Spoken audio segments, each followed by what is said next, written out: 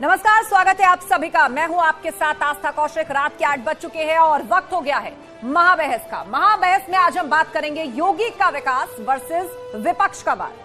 विकास का एक्शन, विपक्ष को आखिर क्यों टेंशन, अखिलेश को यूपी के विकास पर क्यों कलेश, सियासत की डगर, नया नाम पुराना नगर। आज महाबहस इसी पर करेंगे, लेकिन सबसे पहले देखते हैं टॉप 10 महाबहस।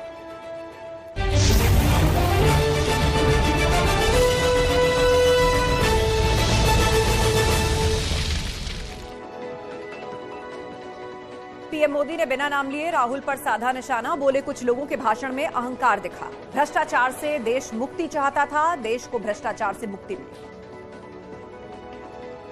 लोकसभा में विपक्ष को पीएम मोदी ने जवाब दिया। बोले विपक्ष के नफरत का भाव बाहर आ गया। लोगों के भाषण उनके इरादे बताते हैं। कुछ लोग निराशा में डूबे हैं। ऐसे लोगों को देश की प्रगति स्वीकार नहीं है।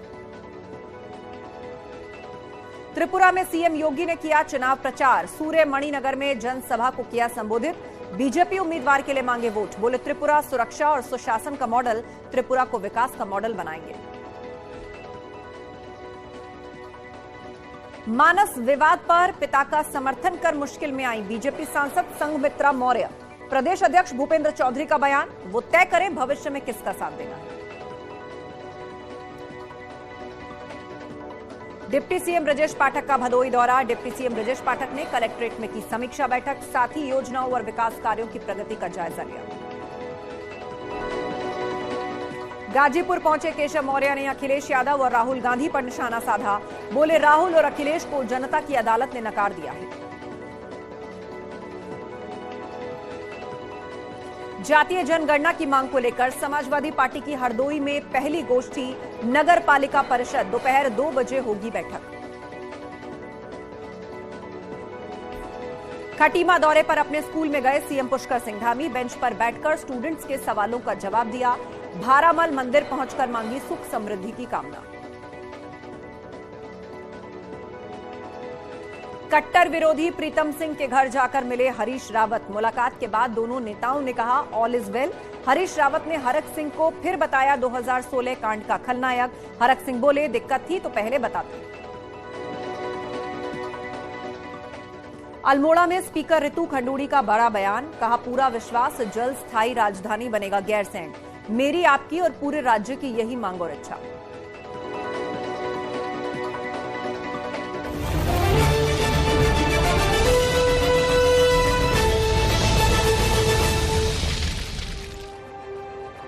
योगी सरकार जहां विकास के दावे कर रही है, वादे कर रही है, वहीं विपक्ष लगातार योगी सरकार पर हमलावर है।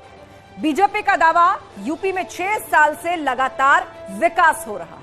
राहुल गांधी ने सीएम योगी पर विवादित टिप्पणी की, तो अखिलेश यादव ने राहुल गांधी के बयान का समर्थन किया। एसपी ने योगी सरकार के काम पर सवाल उठाए। बीजेपी ने पलटवार किया और कहा कि विपक्ष को विकास दिखता ही नहीं है।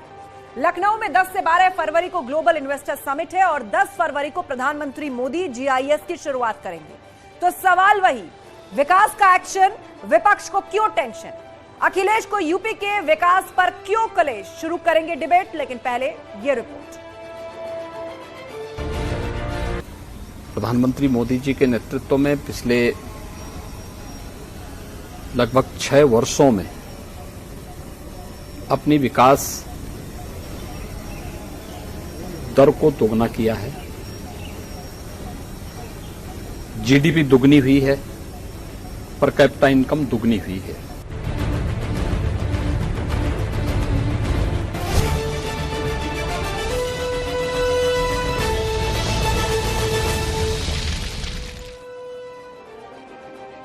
और चर्चा की शुरुआत करते हैं। पूरा गेस्ट पैनल हमारे साथ जुड़ चुका है। बीजेपी प्रवक्ता आलोक अवस्थी जी हमारे साथ हैं। समाजवादी पार्टी के प्रवक्ता मनीष सिंह हमारे साथ जुड़ चुके हैं। जैनेन्द्र सिंह प्रवक्ता सुभाषपा हमारे बीच में है। विजय मिश्रा नेता बसपा, वो भी जुड़ चुके हैं। और निरंजन पोद्दार राजनीतिक विश्लेषक भी हमारे साथ हैं। आप सभी मेहमानों का बहुत बहुत स्वागत है। चर्चा को विस्तार दें, लेकिन सबसे पहले एक बार आप सभी लोगों की बात 30 सेकंड के अंदर सुन लेते हैं। शुरुआत आलोक अवस्थी जी आपसे करने जा रहे हैं। आप लोग विकास की बात कर रहे हैं, जल्दी ग्लोबल इन्वेस्टर समिट होने जा रहा है और बहुत बड़ा दाव है एक तरीके से इस इन्वेस्टर समिट पर कि कैसे उत्तर प्रदेश की इकोनॉमी जो है वो दिन दुना रात चौगुना बढ़े, रोजगार आए, उसको भी लेकर। और अभी तक जो आप गुड वर्क की बात करते हैं विपक्ष को उस पर भरोसा नहीं है, चाहे राहुल गांधी हो या उनका समर्थन करते हुए अखिलेश यादव। अब जब शहरों का नाम बदलने की बात चल रही है तो यह कहा जा रहा है कि विकास के लिए गिनवाने के लिए कुछ नहीं है, इसीलिए इस तरह के शगुफे छोड़े जा रहे हैं। 30 सेकंड। आस्था जी तो कह रहे हैं कि कंपनी जीडीपी से ले सकते हैं, जो 11 लाख करोड़ से बढ़कर के आज 24 लाख करोड़ रुपए हो चुकी है। जो बजट विधानसभा का अखिलेश यादव छोड़ के गए थे 3 लाख करोड़ से कम था, आज वह 6.5 लाख करोड़ के ऊपर है। तो डबल से ज्यादा हमारा बजट बढ़ चुका है और जीडीपी भी डबल से ज्यादा हो चुकी है। तो ये बिना जमीन पर काम कराए हुए चीजें नहीं हो सकती हैं। आज कानून का राज है, जिसकी वजह से इन्वेस्टर आज यूपीए के अंदर इन्वेस्ट कर रहा है। हमने जो कोविड के बावजूद हम 4 लाख करोड़ तक के काम जो है जमीन पर ला सके। ठीक है आलोक जी, विस्तार से बात सुनेंगे, लेकिन अभी 30 सेकंड के अंदर एक तरह से हाइलाइट्स आपने दे दी कि बजट भी बढ़ा है और कोविड के बावजूद जो है वो स्थिति अच्छी है। मनीष सिंह हमारे साथ है, वो उस पर रिएक्ट करेंगे। मनीष जी, 30 सेकंड के अंदर आप लोग कह रहे हैं विकास के लिए दिखाने को कुछ नहीं है, इसीलिए अब नाम बदलने की बात की जा रही है, चाहे वो लखनऊ हो या फिर गाजीपुर हो। आस्था जी भारतीय जनता पार्टी के प्रवक्ता आलोक अवस्थी जी बता रहे थे कि उनका 6.5 लाख करोड़ का पिछला बजट था। आस्था जी, समझने की बात है 2,43,000 किलोमीटर उत्तर प्रदेश के पास पीडब्ल्यूडी की सड़क है, जिसमें 1,80,000 किलोमीटर सड़क ग्रामीण अंचल में है। मैं पूछना चाहता हूं कि जिस सड़कों को बनाने के लिए इन लोगों ने ढिढोरा पीटा, आज वह सड़कें उसी तरह से 90% ऐसी सड़कें हैं जो पूरी तरह से खस्ता हाल की स्थिति में है और बुरी तरह से दयनीय स्थिति और रोज मार्ग की दुर्घटनाएं हमारे सामने आ रही है। एक बात, दूसरी जो महत्वपूर्ण बात है आलोक अवस्थी जी, ठीक है मनीष जी, फिलहाल 30 सेकंड पूरे आपको रोक रही हूं, आगे लौटेंगे, आपकी बात पूरी सुनेंगे, लेकिन उससे पहले जैनेंद्र सिंह सुभाषपा के प्रवक्ता। जैनेंद्र जी, पहले तो बीजेपी के ही अंदर से नेता की मांग उठी कि लखनऊ का नाम बदलकर लखनपुर किया जाए, और अब लगे हाथों आपके पार्टी अध्यक्ष ओपी राजभर ने चिट्ठी लिख दी मुख्यमंत्री को कि गाजीपुर का नाम बदल के क्या किया जाए, आप ही बताइए। देखिए आस्था जी, ये कोई नई मांग नहीं है। 2017 में जब हम भाजपा के साथ थे और माननीय नेताजी ओम प्रकाश राजभर जी मंत्री थे, उन्होंने तब भी चिट्ठी लिखकर यही कहा था कि गाजीपुर का नाम विश्वामित्र नगर होना चाहिए, क्योंकि कुछ बहुत ज़्यादा पुरानी बात नहीं है। 15वीं शताब्दी से पहले गाजीपुर का नाम गाधीपुर हुआ करता था, जो महाराज ऋषि विश्वामित्र के पिता राजा गाधी के नाम पे पड़ा था। तो हम चाहते हैं कि गाजीपुर का नाम बदल के या तो ऋषि विश्वामित्र नगर रखा जाए, विश्वामित्र नगर रखा जाए, या गाजीपुर पुराना नाम वापस दिया जाए। साथ में मैं एक और चीज जोड़ना चाहूंगा। लौटेंगे आपके पास, 30 सेकंड पूरे हो गए। विजय मिश्रा जी का रुख करते हैं। विजय मिश्रा जी, आपका क्या सोचना है? बसपा ने तो सबसे ज्यादा नाम बदले हैं अलग अलग शहरों के, आज भी इस तरह की बात चल रही है, लेकिन उसके साथ साथ विकास की बात भी भाजपा कर रही है। 30 सेकंड। हमने नाम बदले हैं और जो नए शहर बनाए उसका नाम बदला। मैं भाजपा में कहना चाहता हूं, उनके यहाँ जो नेता हैं मुस्लिम समाज के, उनका नाम बदल दें, मुख्तार अब्बास नबी का नाम बदल दें, शहनवाज हुसैन का नाम बदल दें। अगर इतना ही इनको मुसलमानों की उर्दू शब्द से बुराई है कि उनका नाम बदले ना, शहर का नाम बदल के। विकास की बात आज ये नहीं करते हैं, शिक्षा की बात नहीं करते हैं, सस्ती चिकित्सा की बात नहीं करते। इनको टीआरपी बढ़ानी होती है, लखनऊ का नाम लखनपुर कर दो, गाजीपुर का नाम ये कर दो। मोहन भागवत जैसे वरिष्ठ आदमी अगर इस तरह की बात करते हैं कि ब्राह्मणों वर्ग आप घेर रहे हैं इस बात पर कि गाजीपुर का नाम बदलने की बात क्यों हुई, लखनऊ का नाम बदलने की बात क्यों हुई, लेकिन आप उस बात को सीधे तरह से जवाब नहीं दे पा रहे कि बसपा की जब सरकार थी तो सबसे ज्यादा शहरों के नाम तो बसपा की सरकार में बदले गए हैं, सपा की सरकार में भी बदले गए, लेकिन सबसे ज्यादा तो आप ही की सरकार ने बदले हैं। खैर, विस्तार से हम चर्चा करेंगे, लेकिन उससे पहले निरंजन पोद्दार जी, 30 सेकंड के अंदर। यहां पर कहा जा रहा है कि हम विकास की बात करते हैं और विपक्ष जो है वो वार करता है, चाहे राहुल गांधी हो, अब उनका सपोर्ट कर रहे हैं अखिलेश यादव। एक तरीके से बीजेपी ये बताने की कोशिश करती है कि हम सबको साथ लेकर चल रहे हैं, लेकिन विपक्ष नकारात्मक राजनीति कर रहा है, और अब एक बार फिर से नाम बदलने की बात। देखिए आस्था जी, किसी भी देश या किसी भी प्रदेश या किसी भी समाज का गौरव जो है उसका इतिहास होता है, और भारत के ऊपर जो आताताइयों के जो नाम रखे हुए हैं, ये कतई हमारे लिए गौरवशाली नहीं है। और जब आप ये मान के चलिए कि हमारा जो हिंदुस्तान था उसके अंदर तलवार और मारकाट के दम के ऊपर यहाँ पे कब्जा करके और शहरों के नाम बदल करके कोई गाजीपुर या कोई औरंगजेब या कोई फलाना या ढिमकाना धर दिया गया। आज जब ये देश अपनी जड़ों की तरफ जा रहा है तो सर्वांगीण विकास आस्था जी उसी को कहते हैं कि जो हमारे प्रतीक चिन्ह थे या हमारे जो यहाँ जो हिंदुस्तान के जो गौरव थे। ठीक है, यानी कुल मिलाकर निरंजन जी आप ये मान रहे हैं कि नाम बदलने की अगर बात की जा रही है तो उसमें कोई हानि नहीं है। ठीक है, और विस्तार से समझेंगे। और चलिए डिबेट की शुरुआत करते हैं। सबसे पहले रुक करते हैं मनीष सिंह, प्रवक्ता समाजवादी पार्टी। मनीष सिंह, गिनवाने के लिए पूरी फेहरिस्त है। बार बार बीजेपी के प्रवक्ताओं की तरफ से बताया जाता है कि हमने क्या क्या किया प्रदेश के लिए। एक बड़ा ग्लोबल इन्वेस्टर समिट यूपी में होने जा रहा है, प्रधानमंत्री खुद जो है उसको इनॉग्रेट करेंगे, उसके बाद रोजगार आएगा, इन्वेस्टमेंट आएगा, बहुत सारी बातें हैं। लेकिन उसके साथ अगर नाम बदलने की मांग उठी तो आप कह देते विकास के नाम पर गिनवाने के लिए कुछ नहीं है इनके पास। शहरों के नाम तो हर सरकार में बदले गए हैं। हाँ आस्था जी एक बात समझने की जरूरत है कि जब हमने इकाना स्टेडियम का निर्माण कराया, आदरणीय हमारे राष्ट्रीय अध्यक्ष जी ने भगवान विष्णु जी के नाम पर इकाना स्टेडियम का नामकरण किया, तो आपको सोचना चाहिए और हमको भी सोचना चाहिए और पूरे प्रदेश की आवाम को सोचना चाहिए कि भारतीय जनता पार्टी की मंतव्यता क्या है। ये बात मैं इसलिए कह रहा हूं कि हमने भगवान विष्णु जी के नाम पर इकाना स्टेडियम का निर्माण कराया था, लेकिन उसको बदल करके अटल बिहारी वाजपेयी अंतर्राष्ट्रीय स्टेडियम कर दिया गया। इसमें हमने कौन सा ऐसा काम किया था? हमने तो प्रभु विष्णु भगवान के नाम पर नामकरण किया था। एक बात। दूसरी बात, 108, 102 आप समझिएगा कि 108 डायल 100, 102 डायल 100 जो हमारी गांव गांव तक पहुंचने वाली योजना थी, श्री अखिलेश यादव जी के यशस्वी नेतृत्व में यह योजना गांव तक पहुंची थी, उसको बदल करके भारतीय जनता पार्टी ने एक तो गांव के लोगों तक पहुंचाया नहीं, दूसरा उनको बंद करके और तमाम जो अस्पताल। आप नाम बदलने का जिक्र कर रहे हैं मनीष जी, मेरा भी यही सवाल था। नाम बदलने जैसी बात, आप कह रहे हैं कि योजनाओं के नाम बदले गए, मैं कह रही हूं कि शहरों के नाम बदले गए। ये हर सरकार में हुआ है। और एक दौर तो यूपी में ऐसा था जब बीजेपी सत्ता से बाहर थी, एक बार जनता बसपा को सरकार में बिठाती थी, दूसरी बार सपा में, तो दोनों पार्टियों की तरफ से होता था और डिबेट इस बात को लेकर होती थी कि ये सिलसिला कब तक चलेगा। आपने नाम बदल के ये नगर रख दिया, बसपा की सरकार बनी तो उन्होंने बदल के वो नगर रख दिया। क्यों विजय मिश्र जी? खूबसूरत नाम लोक भवन से। ठीक है, आपकी बात आ गई, आप योजनाओं के जिक्र कर रहे हैं। क्यों विजय मिश्र जी? ये सिलसिला तो बहुत हाँ, आपकी और सपा सरकार के बीच में कंपटीशन था ना एक दौर में। पहले आप मनीष जी को कहिए। ठीक है मनीष जी, शांत हो जाइए। बात आ गई आपकी। आपने आरोप लगाया कि जगहों के नाम, योजनाओं के नाम बदले गए। ठीक है, मैंने कहा शहरों के बदले गए, हर दौर में हुआ है। सवाल पूछा, जवाब दीजिए विजय मिश्र। हमने शहर के नाम नहीं बदले, हमने अमेठी का नाम छत्रपति साहू जी महाराज रखा, भाजपा आई सपा आई उसने अमेठी कर दिया। हमने नए शहर बसाए, हमने किसी पुराने शहर का नाम नहीं बदला। और रही बात नाम बदलने की, किसी भी शहर को डेवलप करने में हिंदू मुस्लिम सिख ईसाई सब हर जनता का पैसा लगता है। माफ कीजिए, शहर नए बसाए से इसका क्या मतलब है विजय मिश्र जी? मैंने नए शहर बनाए, अगर हमने नए जनपद नए बनाए, शहर कैसे बनाए? नए शहर, हाँ नए शहर कैसे बनाए? अरे भाई, कई बार से भूमि लाए, कई बार से भूमि लाए, थोड़े क्षेत्र यहाँ से मिलाए, थोड़े क्षेत्र वहां से मिलाए, एक नाम बदल दिया, वो शहर बन गया। हाँ, आप ऐसे बात कर रहे हैं जैसे बसाने के लिए जमीन कहीं और से लाए हैं। नाम बदला ना आपने, नाम बदला ना आपने, एक्सेप्ट कीजिए ना उस बात को। अच्छा, नाम नहीं बदला आपने। उस शहर को मैंने पूरी सुविधाएं दी। अच्छा, हमारी सरकार में उस शहर को जिला मुख्यालय बनाया गया। जो जिले से दूर थे, जो मुख्यालय से दूर थे, उनको जिला मुख्यालय पे बनाया गया। ये लोग यहाँ तक अपने जिला मुख्यालय पहुंच जाएं। हमने किसी का नाम लखनपुर या लखनऊ नहीं बदला। आज ये बात करते हैं, ये विकास की बात करें, ये शिक्षा की बात करें, ये सस्ती चिकित्सा की बात करें, तो वो तो कह रहे हैं कि हम यूनिवर्सिटीज बना रहे हैं, मेडिकल कॉलेज बना रहे हैं, सबसे ज्यादा डोमेस्टिक एयरपोर्ट यूपी में बनने जा रहा है, बड़ा ग्लोबल इन्वेस्टर समिट होने जा रहा है। मैं बता रहा हूँ ना, रायबरेली में एम्स हॉस्पिटल है, उसमें डॉक्टर नहीं है। हमारे प्रतापगढ़ में मेडिकल कॉलेज है, डॉक्टर नहीं है। ये बिल्डिंग बना देते हैं, सुविधाएं दे रहे हैं, ये इन्वेस्टमेंट करते तीसरी बार हो रहा है। कितने फैक्ट्री लग गई है लखनऊ और यूपी में?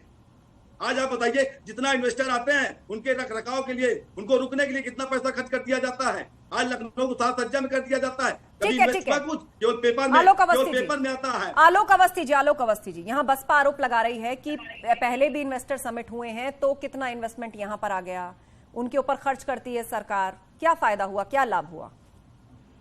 आस्था जी, मैंने शुरुआती वक्तव्य में कहा था कि एक प्रदेश की उन्नति के बारे में जानना है तो उसकी जीडीपी और उसकी बजट के ऊपर जानना चाहिए। वो हम बता चुके हैं कि डबल से ज्यादा हो चुका है। दूसरा, उत्तर प्रदेश की एक छवि थी बीमारू राज्य की, पिछड़े राज्य की, और अपराधियों से ग्रस्त राज्य थी, जिसमें हर महीने कई दंगे होते थे, आतंकवादी घटनाएं खुल करके होती थी।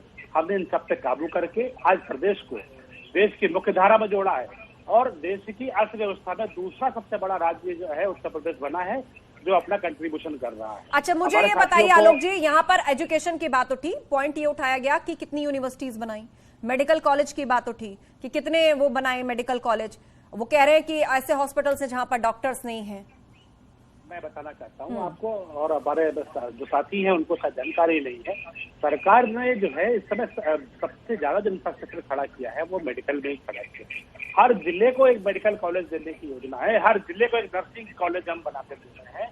इस बार भी बजट में 157 मेडिकल कॉलेज मिले हैं, 28 मेडिकल कॉलेज हम बना चुके दे चुके हैं अपने प्रदेश के अंदर, और जो बचे हुए हमारे हैं वो अभी हम इस 5 साल के अंदर मेडिकल कॉलेज पूरे करेंगे।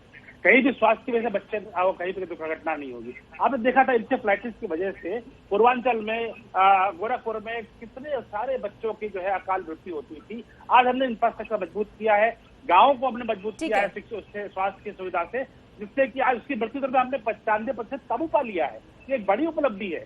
30 साल से सरकारें बदलती रही लेकिन किसी ने भी उस क्षेत्र में काम नहीं किया। तो हम ये कहते हैं कि आज भारत जो है, आज हम जो है GIS 2023 आप प्रधानमंत्री परसों आने वाले हैं। उत्तर प्रदेश के अंदर 22 लाख करोड़ ठीक है आलोक जी, आलोक जी आपने विस्तार से बात रखी अपनी कि मेडिकल क्षेत्र में क्या हो रहा है, एजुकेशन सेक्टर में क्या हो रहा है, और ग्लोबल इन्वेस्टर समिट पर पूरा फोकस है। अब आप मनीष जी कुछ कहना चाहते हैं, बोले मनीष जी, उसके बाद विजय मिश्रा।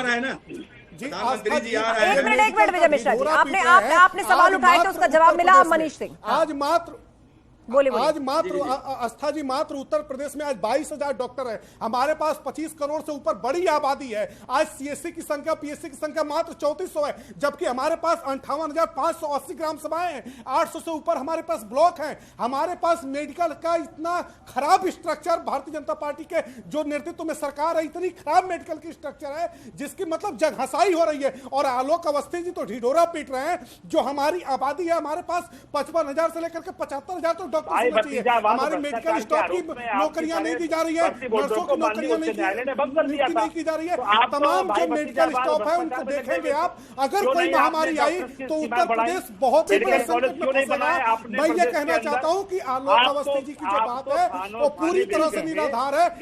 विकास के नाम पर जिस तरह की राजनीति। अच्छा ठीक है, उन्होंने कहा हमने मेडिकल कॉलेजेस बनाए, उसमें सुविधाएं बढ़ाई, आपने कहा कि ये झूठ बोल रहे हैं। मुझे लगता है कि जिन भी जगहों की बात हो रही है वहां की जो जनता है वो अपने आप इस बात को सत्यापित करेगी, या उसको मालूम है कि कितना काम हुआ है कितना नहीं हुआ है। आपसे वाद विवाद से बेहतर है जनता के विवेक पर छोड़ दे, जनता के विवेक पर छोड़ दे। इस तरह से झगड़े मत, क्योंकि अभी बहुत से बिंदु हैं जिन पर बात करनी है। ठीक है, विषय पर आते हैं। जयेंद्र सिंह इंतजार करें। ठीक है मनीष जी आपने बात रख दी, और भी पैनलिस्ट इंतजार कर रहे हैं। जयेंद्र सिंह जी, यहां पर बड़ा एतराज बसपा को भी है और सपा को भी है इस बात से कि नाम बदलने की बात कैसे करी, लखनऊ का नाम बदलने की जरूरत क्या है। लगे हाथों लखनऊ का जिक्र चला तो आपने गाजीपुर यानी पूर्वांचल जहां की राजनीति आप करते हैं उसको आगे रख दिया कि इसका नाम विश्वामित्र नगर रखा जाए। लेकिन यहां तो बसपा और सपा मान ही नहीं रहे हैं कि यदि नाम बदलने की बात होगी तो शायद उसके साथ विकास भी हो सकता है। जो राम का अपमान करते हैं, जो रामचरितमानस का उपहास उड़ाते हैं, उन लोगों से क्या अपेक्षा की जाए। आप एक बात बताइए आस्था जी कि विश्वामित्र जी इतने बड़े ऋषि थे, पहले राजा थे वो, उसके बाद ऋषि बने, क्या उनकी जमीन का नाम उनके नाम पे नहीं होना चाहिए? क्या हम अपनी ऐतिहासिक जो विरासतें हैं, अपनी सभ्यता है या संस्कृति है, उसको सजो के नहीं रख सकते हैं? अपनी धरोहर को दोबारा से पुनर्जीवित नहीं कर सकते हैं? मैंने तो हमारे नेताजी ने एक और खत लिखा है, शायद आपने नहीं देखा होगा, उन्होंने बहराइच का नाम भी महाराजा सोहेलदेव राजभर नगर करने की मांग की है। और उस खत में उन्होंने स्पष्ट किया है कि बहराइच ही महाराजा सोहेलदेव राजभर जी की कर्म भूमि थी। जब आक्रांता आए थे नेपाल की तरफ से, तो वहां तराई के मैदान में ही उनको रोका था और मारा था। तो मेरा ये कहना है, जिन्होंने खुद नाम बदले शहरों के, उनसे मैं पूछना चाहता हूं आखिर उन्होंने क्या दिया प्रदेश को। मैं सपा से और समाजवादी पार्टी से एक सवाल पूछना चाहता हूं आस्था जी कि इन्होंने 3 इन्वेस्टर समिट की थी, एक 2014 में, एक 2015 में, एक 2016 में। मैं पूछना चाहता हूं कि इन्होंने 1,10,00,000 करोड़ रुपए के MOU साइन किए थे। उसमें से 3,000 करोड़ धरातल पे उतरने वाले थे। 1,000 करोड़ रुपया केवल धरातल पे उतरा था।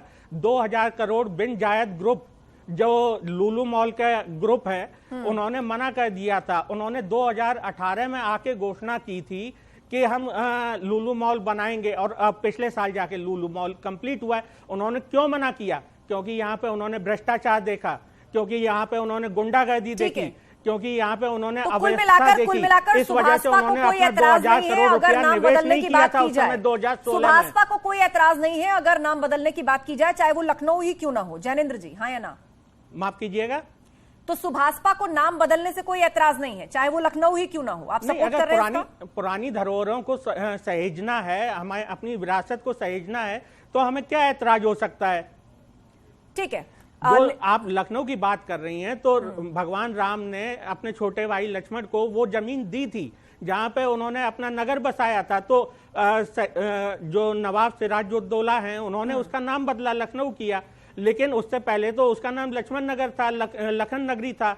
तो आप अलग अलग काल में देखेंगे तो आप उसको पुनर्जीवित करिए। जो वहां की कथाएं हैं, जो वहां की गाथाएं हैं। अगर मैं गाजीपुर का ही बताऊं तो राजा भरत, जिनके नाम पे हमारे देश का बात आ नाम गई, कुल भारत मिलाकर पड़ा है। आपको कोई समस्या नहीं है। अगर जगहों के नाम बदलने की बात उठती है तो आप भाजपा का समर्थन करेंगे, यही अर्थ हुआ। ठीक है, निरंजन पोद्दार जी हमारे साथ है। जैनेंद्र जी, निरंजन पोद्दार जी हमारे साथ है। निरंजन पोद्दार जी, यहाँ पर विपक्षी पार्टियां ये मानने को तैयार ही नहीं है। सबसे पहली बात तो ये उनका कहना है नाम बदलने की जरूरत क्या है, लेकिन दूसरी तरफ से ये दलील दी जा रही है कि हमारी ऐतिहासिक और पौराणिक धरोहरों को अगर जीवंत करना है तो कहीं ना कहीं उनके नाम की एक इंपॉर्टेंस है। लेकिन सवाल ये भी है, फिर ऐसी तो बहुत सारी जगहें हो जाएंगी, बहुत सारे नगर हो जाएंगे, उत्तर प्रदेश में ही नहीं बाहर भी। देखिए आस्था जी, मैं आपको बताऊं, चाणक्य ने कहा है कि जो सभ्यताएं अपने संस्कार, अपने कर्म, अपने धर्म, अपने इतिहास को सजो करके नहीं रख सकती, वो संस्थाएं आगे जाकर के खत्म हो जाती हैं। और आज आपको मैं बताऊं आस्था जी, इनको यहाँ भारत में तो दिक्कत है, लेकिन इंडोनेशिया और मलेशिया मुस्लिम राष्ट्र हैं, वहां पे आज भी हिंदुओं के जो वो उन्होंने अपनी संस्कृति नहीं बदली, उन्होंने अपने नाम बदल दिए लेकिन अपनी संस्कृति नहीं बदली, अपनी पहचान नहीं बदली। और यहाँ पे स्थिति ये हो रही है। अब मुझे एक बात बताइए आस्था जी, किसी व्यक्ति ने अगर मान लीजिए आपके ऊपर, आपके मकान के ऊपर बलात् कब्जा कर लिया और वहां पे उसने उस मकान के ऊपर अपना नाम चस्पा कर दिया, वहां कर दिया औरंगजेब भवन।